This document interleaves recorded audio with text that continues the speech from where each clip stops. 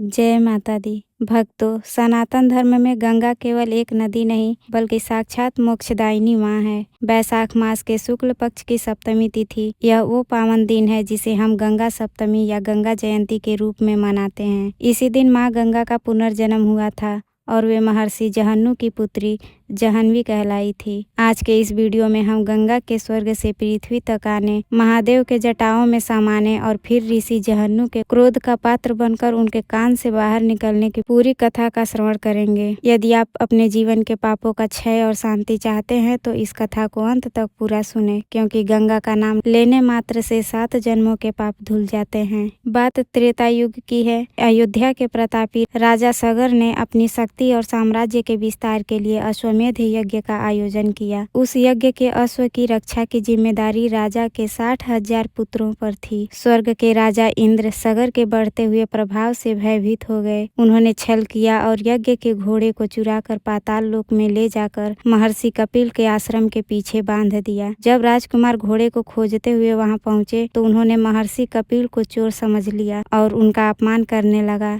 वर्षों से तपस्या में लीन कपिल मुनि ने जैसे ही अपनी क्रोधित आंखें खोली, उनके तप के तेज से राजा सगर के सभी 60,000 पुत्र जलकर भस्म हो गए। उनकी आत्माएं बिना तर्पण के प्रेत योनि में भटकने लगीं। उन्हें केवल माँ गंगा का पवित्र जल ही मोक्ष दिला सकता था। पीढ़ियां बीत गईं। अंशुमान और दिलीप ने माँ गंगा को लाने का प्रयास किया, लेकिन सफल नहीं हुए। अंत में पैदा हुए महाराजा भगीरथ ने ठान लिया कि वे अपने पूर्वजों को मोक्ष दिलाकर ही दम लेंगे। उन्होंने गोकर्ण तीर्थ पर जाकर ब्रह्मा जी की कठोर तपस्या की। हजारों वर्षों बाद ब्रह्मा जी प्रकट हुए। उन्होंने कहा, भगीरथ, मैं गंगा को पृथ्वी पर भेज तो दूं, लेकिन क्या पृथ्वी उनका प्रचंड वेग सह पाएगी? यदि गंगा सीधे स्वर्ग से गिरी तो पृथ्वी उसे संभाल नहीं पाएगी और वह पाताल में विलीन हो जाएगी। इसके लिए तुम्हें देवाधिदेव महादेव को मनाना होगा, क्योंकि केवल वही गंगा के वेग को धारण कर सकते हैं। अब भगीरथ ने भगवान शिव की तपस्या शुरू की। एक पैर पर खड़े होकर हवा पीकर उन्होंने महादेव को प्रसन्न किया। भोलेनाथ प्रसन्न हुए और उन्होंने गंगा को अपने मस्तक पर धारण करना स्वीकार किया। जब माँ गंगा स्वर्ग से चली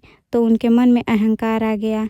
उन्होंने सोचा, शिव क्या मुझे रोकेंगे? मैं अपने वेग से उन्हें भी बहा ले जाऊंगी। अंतर्यामी शिव ने उनके इस गर्व को पहचान लिया। जैसे ही गंगा उनके सिर पर गिरी, महादेव ने अपनी विशाल जटाओं को फैला दिया। गंगा उन जटाओं के जाल में ऐसी उलझी कि उन्हें बाहर निकलने का रास्ता ही नहीं मिला। कई वर्षों तक गंगा शिव की जटाओं में ही घूमती रही। भगीरथ ने फिर से महादेव से प्रार्थना की। तब शिव ने अपनी जटा से एक धारा मुक्त की जो पृथ्वी पर अवतरित हुई।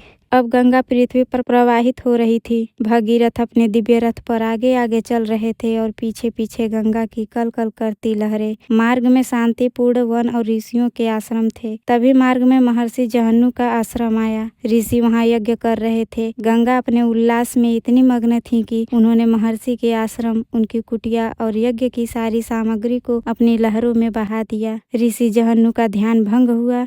उन्होंने जब देखा कि एक नदी उनके यज्ञ को उजाड़ रही है तो उन्होंने अपनी योग शक्ति का परिचय दिया। उन्होंने आचमन किया और पल भर में पूरी की पूरी गंगा नदी को पी गए। भगीरथ पीछे मुड़कर देखते हैं तो गंगा गायब थी। पूरा संसार चकित रह गया। देवताओं में हाहाकार मच गया। भगीरथ ने महर्षि जहन्नु के चरणों में गिरकर क्षमा मांगी। सभी देवताओं और गंधर्वों ने ऋषि की स्तुति की। देवताओं ने कहा, हे ऋषिवर, गंगा का अवतरण जगत के कल्याण और सगर के पुत्रों के उद्धार के लिए हुआ है। कृपया इन्हें मुक्त करें। ऋषि जहन्नु का क्रोध शांत हुआ। उन्होंने गंगा को अपनी पुत्री के रूप में स्वीकार किया और वैशाख शुक्ल सप्तमी के दिन अपने कान से गंगा को पुनः बाहर निकाल दिया। क्योंकि गंगा ऋषि जहन्नु के शरीर से दोबारा निकली थी, इसलिए वे उनकी बेटी कहलाई और उनका नाम पड़ा जाह्नवी। इसी कारण इस दिन को गंगा सप्तमी कहा जाता है। वहां से गंगा आगे बढ़ी और अंततः कपिल मुनि के आश्रम पहुंची। जैसे ही गंगा के पावन जल ने राजा सागर के 60,000 पुत्रों की भस्म को छुआ, वे सभी दिव्य रूप धारण कर स्वर्ग सिधार गए। गंगा वहां से आगे बढ़कर सागर में मिल गई, जिसे आज हम गंगा सागर के नाम से जानते हैं। शास्त्रों के अनुसार गंगा सप्तमी के दिन गंगा स्नान का फल अश्वमेध यज्ञ के समान होता है। यदि आप गंगा तट पर नहीं जा सकते तो घर पर ही नहाने के पानी में थोड़ा गंगा जल मिलाकर स्नान करें। इस दिन सुबह जल्दी उठकर ओम नमो गंगाए मंत्र का जाप करते हुए स्नान करें। गंगा मैया की मूर्ति या चित्र के सामने घी घी का दीपक जलाएं, सफेद फूल और मिठाई का भोग लगाएं, भगीरथ और महर्षि जहन्नु का स्मरण करें। इस दिन दान करने से दरिद्रता दूर होती है और अक्षय पुण्य की प्राप्ति होती है। माँ गंगा केवल एक नदी नहीं, वह हमारी संस्कृति की जननी है। गंगा सप्तमी हमें सिखाती है कि अहंकार जैसे गंगा को हुआ